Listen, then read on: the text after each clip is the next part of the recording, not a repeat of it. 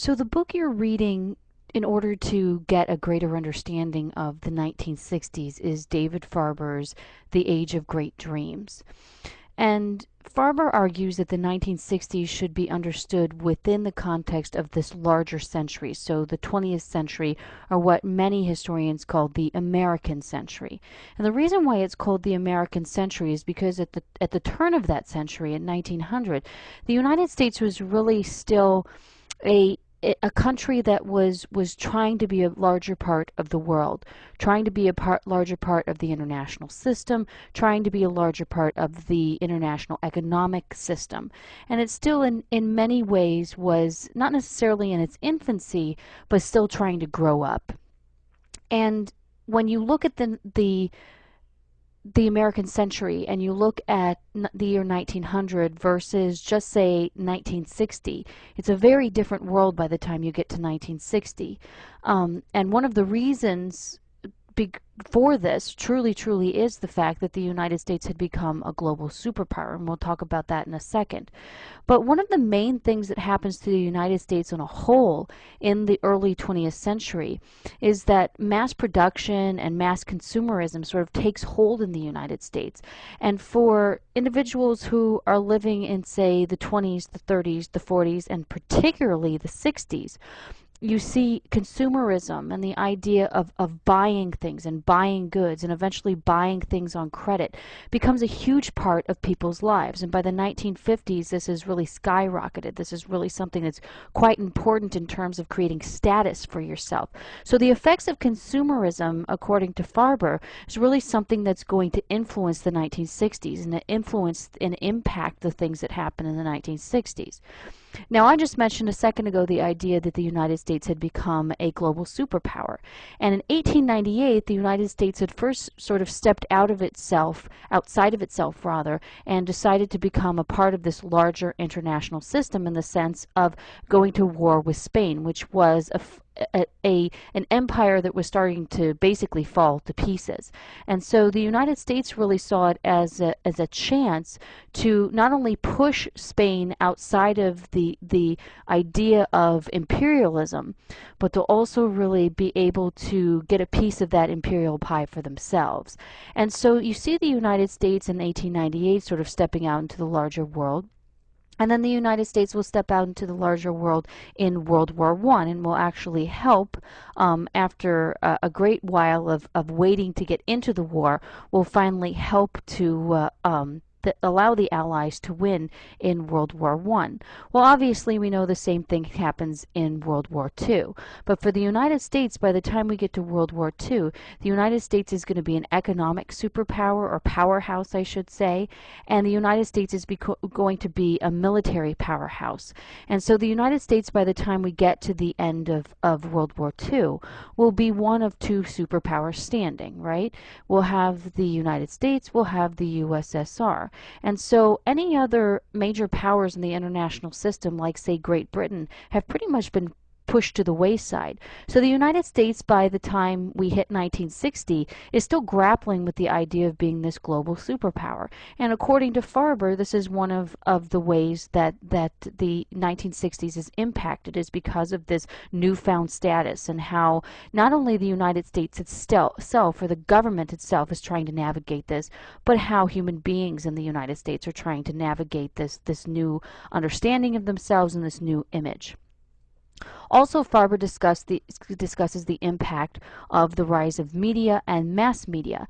And we know certainly at the turn of the century, in the 1900, you're really only going to have individuals who are going to be able to listen to radio, right? And then you have individuals who will then be going to movies, and they'll be seeing newsreels, and they'll be seeing silent movies, and then eventually we'll have the talkies, and then eventually by the 1950s you will have the not only advent of television, but also you'll have the fact that the television is going to be something that is a part of people's lives. By, I would say, the mid-1950s, a vast majority of Americans actually have televisions in their homes. And honestly, something that they buy on credit. So talking about the effects of consumerism.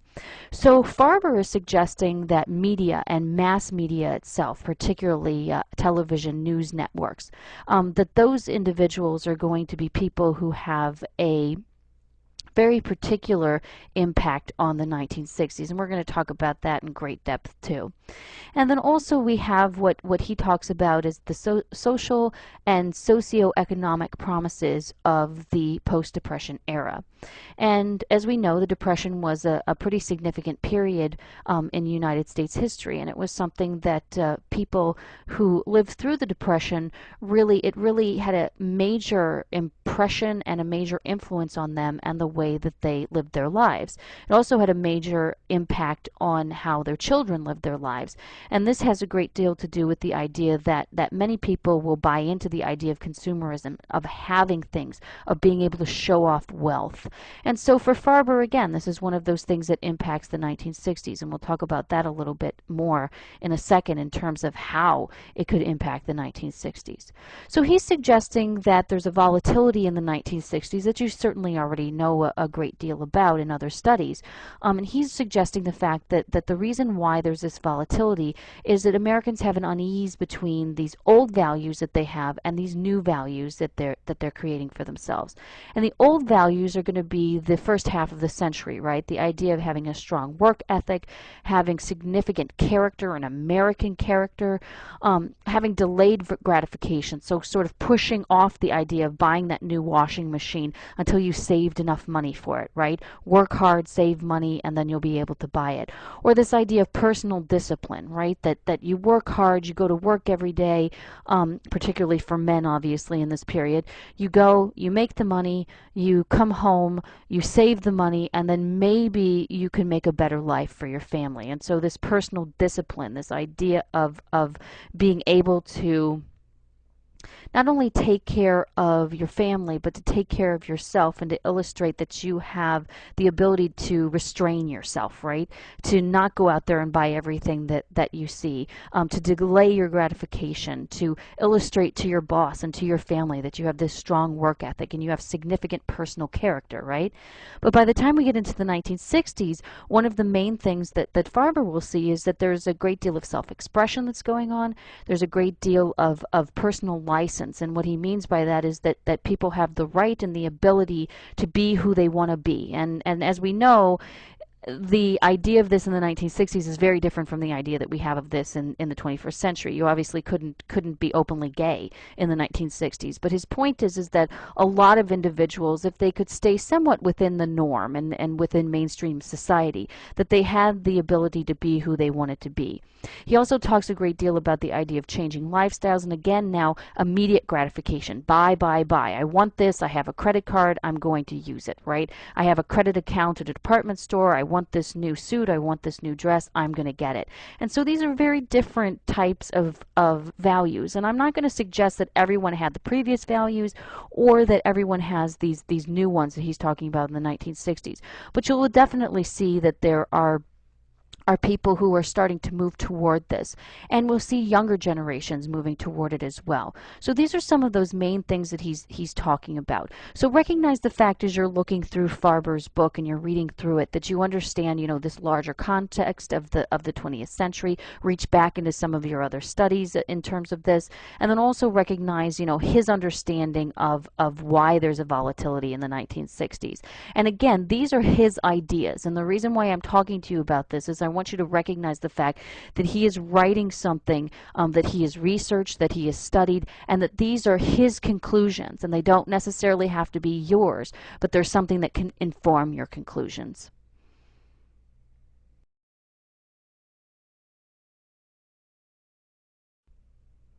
So Farber suggests that the 1960s is this location for Americans in which they really changed the way that they not only operated as Americans in the United States, but also in terms of the world. And so what he suggests is that this is this location where there are new ideas, there are new understandings, not only about the world, but about themselves and about life and what they can do in life, and that that's what's going to inform how the 60s changed the landscape of the United States. And for him, I would suggest that he is very entrenched in this idea of the economic marketplace. So even though he talks a little bit about the idea of the political system, the international political system, and this global superpower, or he will talk a little bit about, gender and race issues and things like that.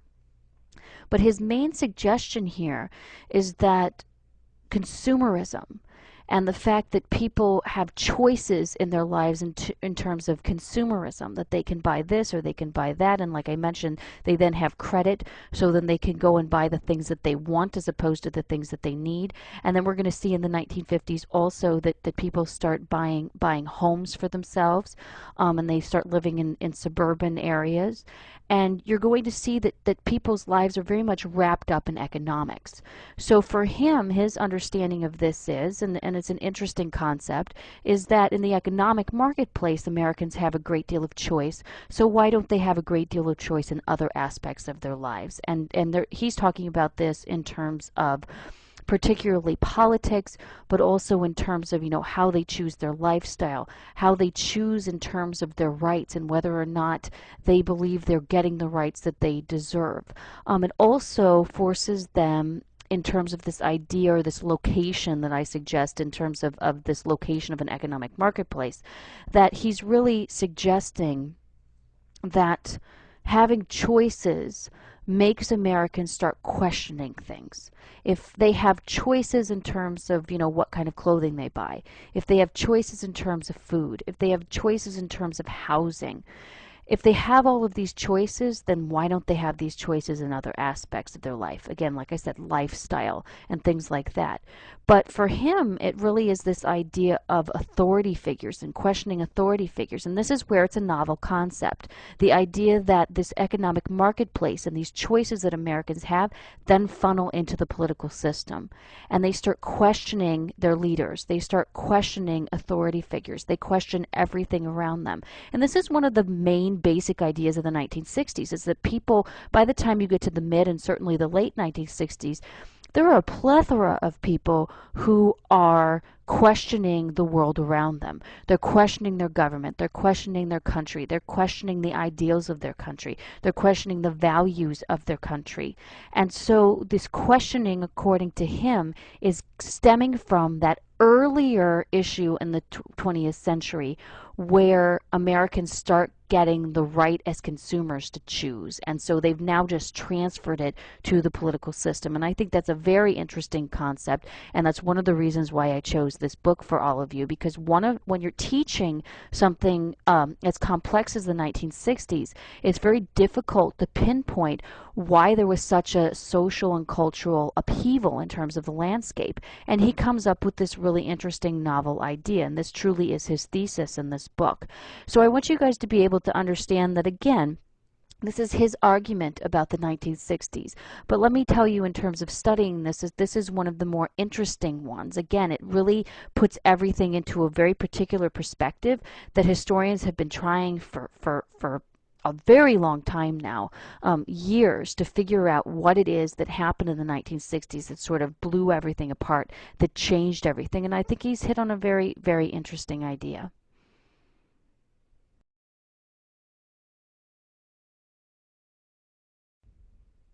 So let's finalize this discussion of Farber's main ideas in terms of the 1960s and what he's really trying to prove to you in the Age of Great Dreams. And for him, really, the final achievements here in terms of the 1960s would be that Americans, because of this understanding of, the economic / political marketplace, that the world's kind of the marketplace for Americans now, and ideals and values are going to be a part of this marketplace, lifestyles as well. That Americans have been able to achieve for themselves more personal freedoms. They've also been able to achieve the breakdown, but not the full obliteration, as we certainly know in this day and age, of racial and gender hierarchies. And that in terms of Americans in this marketplace becoming political actors, that we have a proliferation now of political actors, both political elites and also people who are on the grassroots level, or people who just, vote and actually, walk in and decide on who is going to be the next president or the next senator, or even on a local level in terms of politics. That not it wasn't that people weren't doing this before the 1960s, but it's that people became much more involved and much more questioning. And that's what he's trying to tell you, is that people question, question, question, and they make their decisions based on a multitude of things that maybe their fathers had not thought of before. And so this proliferation of political actors, it's going to create some fissures in the populace. It's going to create fissures in the government. And we see this to this very day, that the government and the political system is much more fractured now, right? And this is something that starts in terms of the 1960s, that before this, it wasn't that people weren't bickering about politics. It wasn't that people weren't in for one party or another. It's that in the 1960s, it becomes so much more important to people, and it also becomes something where they become much more involved across the board in terms of politics, that they don't just vote, that they actually become very political people, that they become almost political entities and they become political actors, and that everyone sees this as their right. And obviously we're going to see this in the civil rights movement too, that more and more people become, regardless of their race, regardless of their creed, regardless of their gender, they become more and more involved in politics. And that's going to not just be what we think of in terms of the 1960s as liberals, but also in terms of conservatives, in terms of Republicans and Democrats, in terms of all people, because people are going to become much more involved in having their own say. And that's what Farber's trying to tell you, what that economic marketplace did for Americans, is it allowed them to think of choices for themselves and to feel as though they could make decisions and have their own say in things. And finally, what he suggests is that the 1960s were the originating point of this modern nation that we live in now, and this modern world, this idea of globalization that we live in today.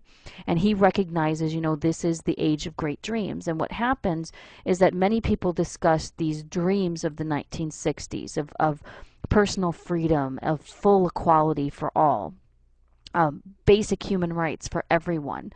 That a lot of people suggest that because of the tumultuous nature of the 1960s, and particularly the end of the decade with the death of Martin Luther King, or the death of Robert Kennedy, and the election of a hyper conservative like Richard Nixon, that the 60s died.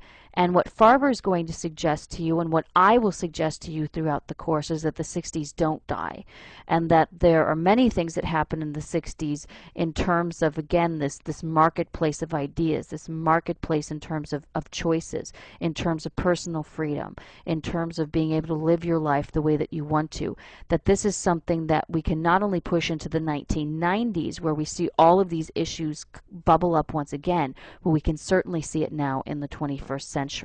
So that's basically his book in a nutshell. So let's move on and let's talk just a little bit about some of the background that you may need for reading this book.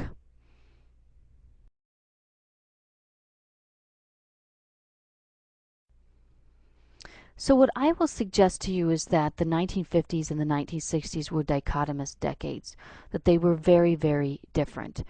And as you move chronologically through the 1950s as a historian, and you look at the beginning of the 1960s, and then you move to the middle and the end of the 1960s, that you can see that the year 1951, the year 1961, and then if you can move to 1971, that America is in very different places in each one of these years.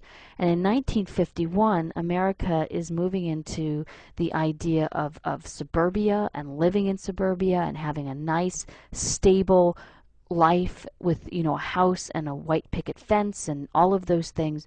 By 1961, people are still embroiled in that idea, and they've somewhat solidified it as mainstream American culture. But in 1961, you also have significant issues with communism. We've already seen the Korean War. The United States is starting to help in terms of what's going on in Vietnam.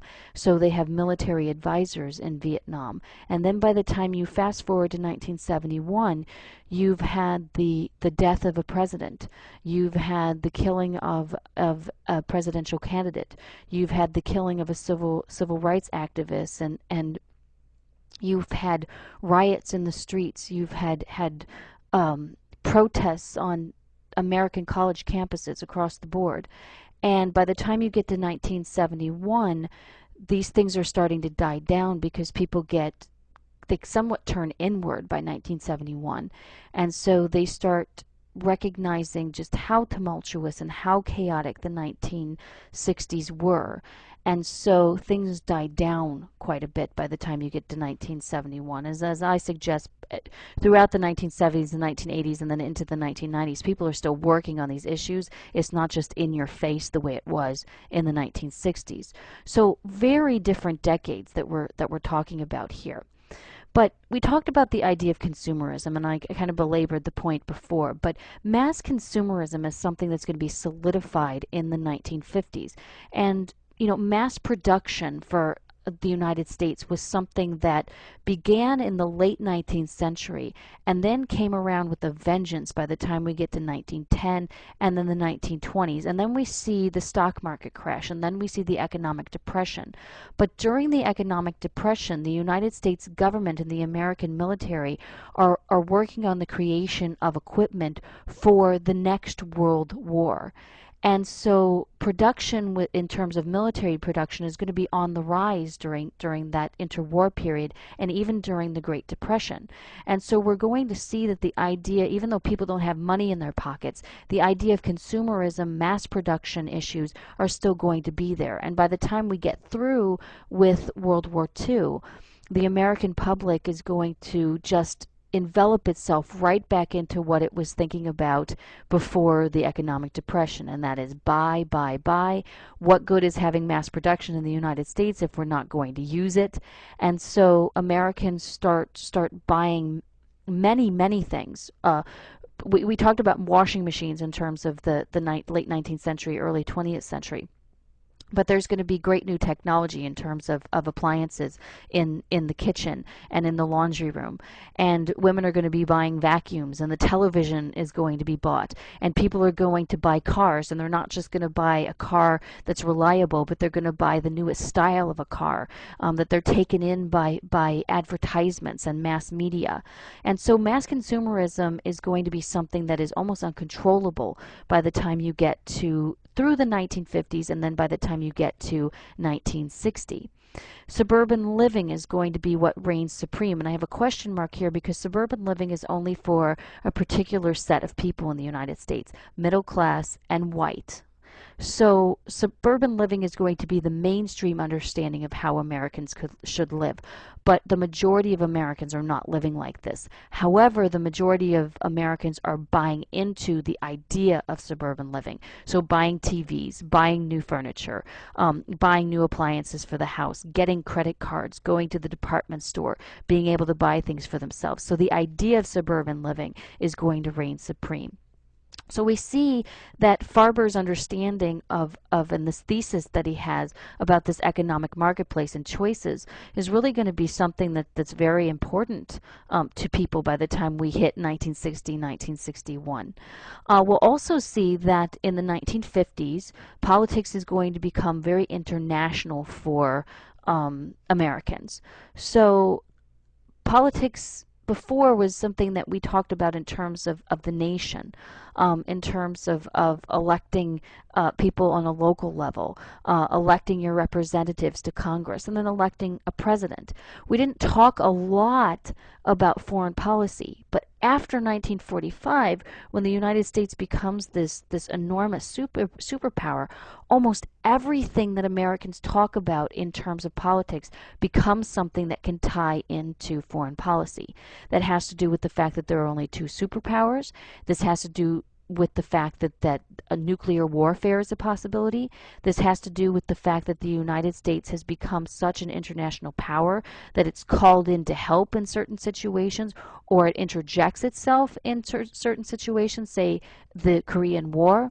So politics are going to be something that Americans think of on this international level. And this is again something that Farber's suggesting about the marketplace, is now Americans have ideas and issues to choose from in the political marketplace. And this is going to be something that influences how we live in the 1960s. You also see that television is going to make its way into most homes. That obviously connects back to the issue of mass consumerism, but it also connects to the idea of mass media. It also connects to the idea that Americans are going to get a great deal of information, and they're going to see a lot of the world on TV, and that's going to have a significant impact in the 1960s. So in the 1950s, television is going to be something where people are watching Leave It to Beaver or the Ozzie and Harriet show, or they're watching commercials about buying a new washer or a new dryer. But by the time we get into the 1960s, the news media is going to have a significant impact on people. In the 1960 election, you have the presidential debates, the first televised presidential debates. And so these first televised presidential debates are really what many historians and many political scientists believe actually got John F. Kennedy the presidency, because of the fact that he looks so different than President Nixon on the television. So we're going to see television bringing the rest of the world to Americans, bringing the larger national political landscape to them, and it's also going to bring them things like the Vietnam War and also the protests around the Vietnam War. So TV is going to be, and mass media, and particularly the different networks, news programs, and their anchors, they're going to have a great deal of sway with the American public. Also in the 1950s, what we're going to see, and this is going to be very different, here's one of these dichotomous issues.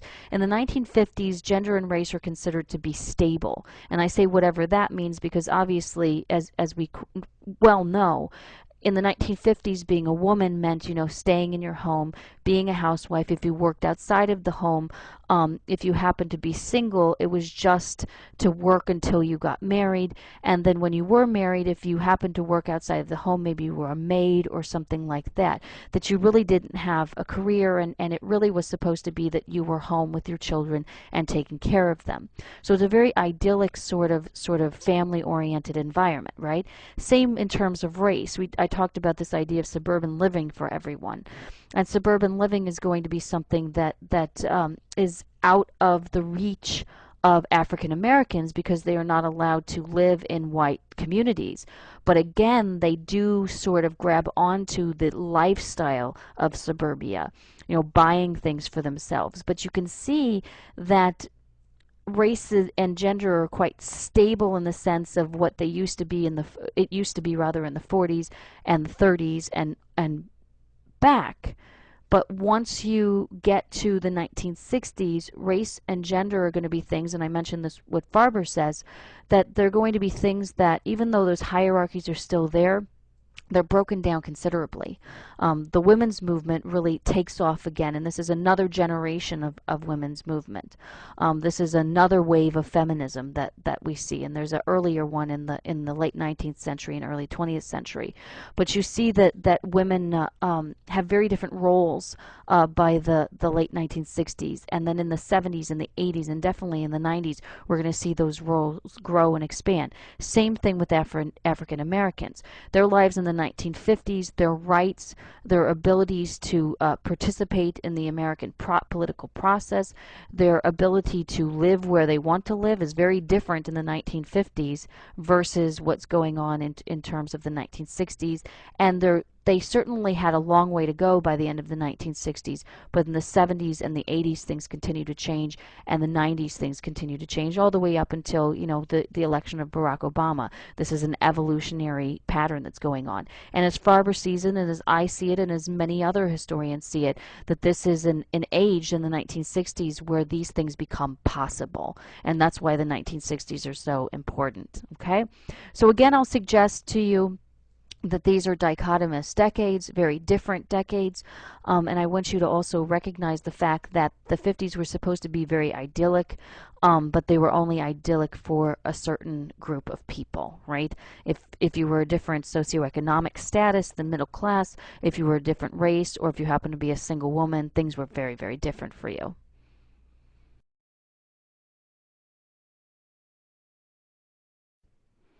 Okay, finally, let's talk about some of the major issues of the 1960s. I'll give you a little bit of background on these things, and these are the main issues that Farber will discuss in the section of the book that you're reading this week.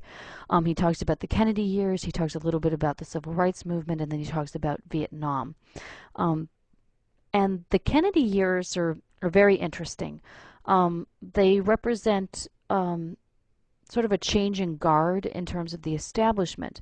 But what also will happen in the Kennedy years is 1961, when John F. Kennedy is inaugurated into the presidency, versus 1963 when he is assassinated, that even in just those few short years, there's a very different culture of the United States. Things are starting to change by the time that he is killed.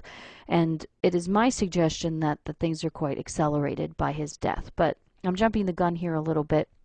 Let's talk a little bit about what these Kennedy years initially meant. So, as many of you know, one of the things that John Kennedy said in his inaugural speech is that the torch has been passed to a new generation. And the suggestion there is that there's a changing of the guard, as I said, in terms of the establishment. And it's true, Kennedy was a young president. Kennedy was considered somewhat of a playboy. Kennedy was someone who believed in an America that could be even better than it already was. And he called on his generation and generations after him, and generations who would be listening to his words years and years later, that he called on them to, ask not what your country can do for you, ask what you can do for your country. And this is what I mean by the dreamlike state of the Kennedy years. It was a wonderful period for some people. It was a time of hope for some people. It was a time of hope for African Americans. It was a time of hope for young people who believed that they had a greater role in their society, and that they would have a greater role in their political system and in their government. And in many ways, they eventually do. Many of them are called by Kennedy forth to be in the Peace Corps, or to there's this historic picture now of the eventual President Bill Clinton shaking the hand of John F. Kennedy in the Rose Garden. And Clinton sees this as a defining moment in his life, because he believed Kennedy was calling him, much like many other young Americans did at the time. So there was this understanding among younger people, maybe even middle-aged people, that they could not only make a difference, but they could be a part of the establishment, they could do good. This changes in the sense of the later 60s, because people are called at a grassroots level, or they're called in terms of protest, or maybe even violent protest. But many people would suggest, and I would suggest it as well, is that spark was somewhat lit by John Kennedy. The dreamlike state also is that we talked about the idyllic nature of the 1950s, where here's this idyllic family, and we know many things about them now that people did not know in the early 1960s. But here's this, beautiful family, this man with a little bit younger wife, this beautiful socialite, aristocratic somewhat woman. They have these two beautiful little children, and it just looked like this wonderful, wonderful thing. And during his presidency, there was a play called Camelot, and one of the things that Jacqueline Kennedy said after he was killed, after John Kennedy was killed, was she's the one who coined the term Camelot for the Kennedy years. The idea that there was this young man who had such vibrancy, and that he had this magical power somehow to save his kingdom. And so it's a very interesting story, the Kennedy years, of this idea of a dream, this idea of the idyllic nature of the United States, you know, the suburban family that we were talking about, the young family, and then also the dream of being called forth to help your country. But it was also a tumultuous period. We've had things like the Bay of Pigs and the Cuban Missile Crisis, and we had issues with the USSR. We had the civil rights movement going on and the killing of civil rights workers. This was a period of time in which Martin Luther King was arrested. So it was tumultuous as well, and it would obviously get much more tumultuous after 1963. But it wasn't the same for everyone, right? And it was also a period of hope for a lot of people, but sometimes hope dwindled even before President Kennedy was killed. Now, the moment of John Kennedy's death is quite symbolic for Americans. It is one of those times, I know for all of you, even though you were quite young, September 11th, 2001 is a defining moment in your life. You all know where you were, maybe even in elementary school, but you know where you were, right? There are many people still living who know where they were, even people who were 5, 6, 7 years old, who knew exactly where they were when they heard that John Kennedy was killed. So it's a symbolic death. It wasn't just something that was horrific at the time, and again, that hope somewhat dies at that moment. But it, again, as Farber talks about the idea of questioning, this is a moment where people start questioning things, right? That they're not just questioning things because of the choices that they've had in the marketplace, right? That they start questioning what in the world's going on around them. And this is where you start seeing some of the chaos of the 1960s bubbling up, right? So the dream of the 60s can be seen as a part of these Kennedy years. But the later dream has a great deal to do also with his death. And again, I'm not always going to equate chaos with the idea of negativity, because a great deal of the chaos of the 1960s helped in some very positive ways. So I want you to kind of see that the chaos of the 1960s is something that you want to try to not look at in a biased way. To think of it in terms of it being something that changes the country, sometimes for the better, sometimes for the worse, but that this chaos has a significant influence and impact on the way people live their lives, on the way people accept others, and then also on the way that they vote. So the Kennedy years are extremely important. And one of the things that is happening during the Kennedy years is the civil rights movement. The civil rights movement, as we know, is something that was not started, you know, we think of this modern civil rights movement as something that started in the 1950s. The civil rights movement has been going on for African Americans for generations and generations. And you can even consider there being somewhat of a grassroots civil rights movement during the period of slavery. But we certainly see after the abolition of slavery and during Reconstruction and then after the death of Reconstruction that there are many African Americans, free African Americans, who work very hard for African American rights. So it's not something that starts in the 1960s. It doesn't start in the 1950s. It's been going on for decades. But in the 1960s, what we see, and again, I'm jumping the gun a little bit, 1950s particularly, and then the 1960s, that we see this surge in terms of participation of African Americans in this movement. And in the 1960s, we'll certainly see it with college students, both African American and white. We'll also see Chicanos start to move into this too, and then we'll see women across the board in terms of their ethnicity that they step into the movement too. So civil rights movement is very important in the early 1960s as well as in the mid and late 1960s. But I want you to recognize the fact that the civil rights movement, at least at this point in time, was a great deal about civil disobedience, and it's going to be met with significant violence. And there are going to be whites and African Americans who are enveloped in this violence. Again, I mentioned the killing of civil rights workers. We'll eventually see a few years later of African Americans who are being pushed down the street by water hoses. This is not something that stays nonviolent. And for African Americans, it was a nonviolent movement that they were then getting this violence projected toward them. And then some African Americans by the end of the 1960s moved toward violence in terms of civil rights.